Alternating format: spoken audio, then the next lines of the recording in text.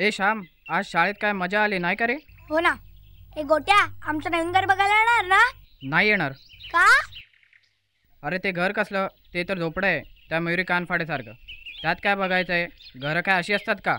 ए श्याम, पूर्वी तुमचं घर केवढं मोठं होतं रे, आता का छोटं बांधलंय? असू दे छोटं. माझे वडील म्हणतात तात्पुरतं बांधले म्हणून, नंतर बांधणार आहे मोठं घर. माझी आई म्हणते कसंही असलं तरी ते आमचं स्वतःचं घर आहे म्हणून, आणि या स्वतःच्या घरातून आम्हाला कोणी नाही ऐकू शकत.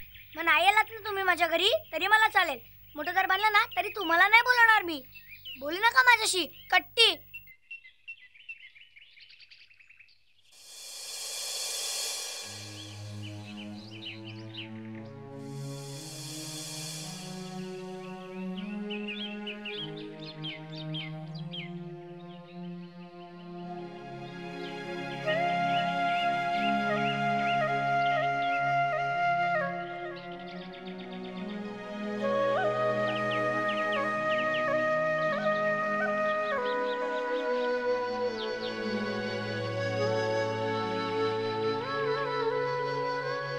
बाळा, आवडलं आपलं नवीन घर?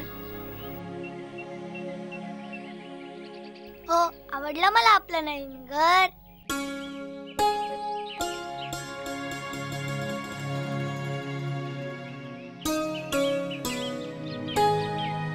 आई, गरिबांची घरे अशीच असतात का ग? आपल्याकडे ती मयुरी येते ना, तिचं पण घर आपल्यासारखंच छोट आहे. बाळा, मयुरी लहान घरात राहत असली म्हणून काय झालं? ती गरीब आहे पण मनानं खूप श्रीमंत आहे. आपणही लहान घरात राहून श्रीमंत मनाचे होऊ.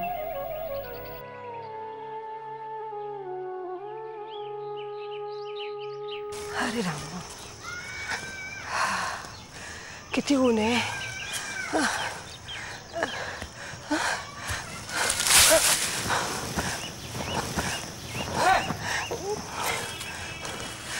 अरे बाळा, एवढी मोळी उचलून देतो का रे? चल हो बाजूला म्हातारे.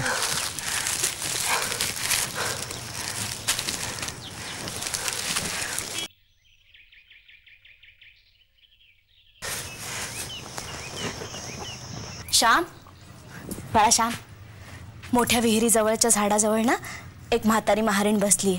चक्कर आली आहे तिला. तिच्या जवळची मोळी उचलून दे हो तिला. कोणीच उचलून देत नाहीये तिला. तुझी शिवाशिव होईल तेव्हा तू आल्यावर तुझ्या अंगावर पाणी होतील. हो, बरं आहे.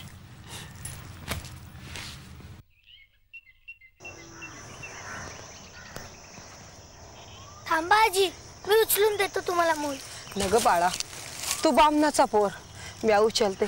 कोणी बघितलं तर मारतील मला लोक. नको जा नको तू, आजी, जा थांबा. जा बाबा जा. अरे श्याम, तू काय करतोयस? हे म्हातारे, जा. शिव शिव शिव शिव शिव. अरे श्याम, तू या महारिणीला शिवलास? अरे इंग्रजी शाळेत जाऊन साहेब होणार आहेस का? अरे काही तालतंत्र. मला नका सांगू, मी घरी जाऊन अंघोळ करणार आहे. तशाच गेलो तर काय घर वाटेल? मला पण स्नान शुद्धी कळते.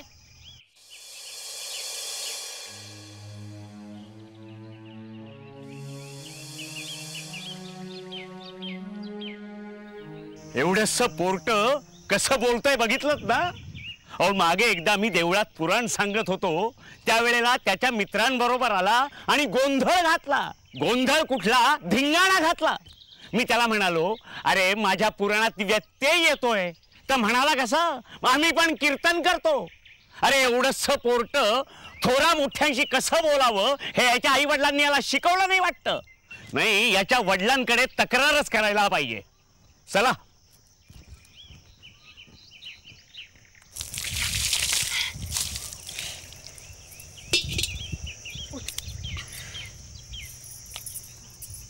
आई, श्रीधर भट भेटले होते. मी म्हातारीला शिवलं म्हणून मला रागवत होते. हो, काय म्हणाले? ते म्हणले म्हातारीला का शिवलंस? आई, तू म्हणते सगळी माणसं आपल्यासारखीच असतात ना ग, मग आपण त्यांना का नाही शिवत? आई, मागे एकदा दात्यांकडे जेवणावळ होती ना, तेव्हा तिथे एक म्हातारी घास गाला म्हणून ओरडत होती. तिथं पितांबर नेसलेला एक जण होता. तो म्हातारीच्या अंगावर जोरात खेकसला आणि तिला हाकलून दिलं. आई, का हाकलून दिलं ग? बाळा, या जगात आता पैशाला खूप महत्त्व आहे. त्यांच्याकडे पैसा नाही म्हणून लोक त्यांना दूर ठेवतात. कुठल्याही जातीचा माणूस असू दे, आपण त्याला मदत करावी. आई, पंढरपूरचा विठोबा दामाजीसाठी महार झाला. जर महार म्हणजे घाणेरडे पापी असतील तर देवाने हे रूप घेतलंच कसं? बाळा, देवासाठी सगळे सारखे रे. त्याच्यासाठी सगळे आकार सारखे. तो कुठलंही रूप घेऊ शकतो. मला जे आवडतं ते तू करतोस म्हणून देवालाही ते आवडेल. हो, एखाद्याला स्पर्श केला म्हणून आपण पापी ठरत नाही. आपल्याला नावं ठेवणारेच पापी ठरतील.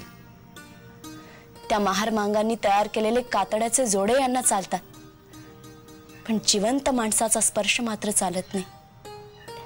हेच लोक मुंबईला जाऊन इराणाच्या हॉटेलमध्ये काय वाटेल ते खातात रे, आणि गावात आल्यावर त्यांना धर्म आठवतो. बाळा, लोक असेच असतात, पण तू मात्र कधीही असा वागू नकोस. सगळ्यांवर प्रेम कर. प्रत्येक माणसावर, झाडा फुलांवर, पशुपक्ष्यांवर, सगळ्यांवर प्रेम कर.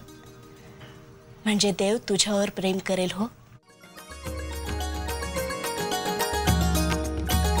जाती धर्माच्याही पार, जाती धर्माच्याही पार भावा प्रेमाचा विस्तार. जाती धर्माच्याही पार भावा प्रेमाचा विस्तार. प्रेम पाझरावे स्पर्शातुनी, प्रेम पाझरावे स्पर्शातुनी.